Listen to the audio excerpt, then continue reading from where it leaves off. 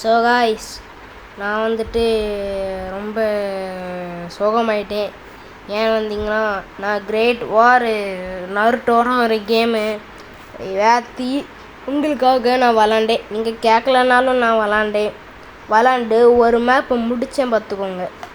முடித்த பிறகு என்ன நடந்ததுன்னா,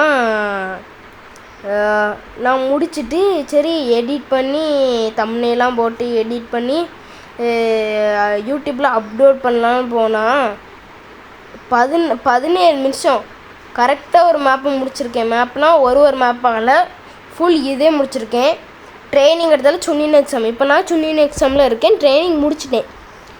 அதுக்கடுத்தால பொசுக்குன்னு டெலிட்டடுன்னு கொடுத்துட்டேன். அதனால தான் இந்த ஷார்ட்ஸ் பார்த்துக்கோங்க.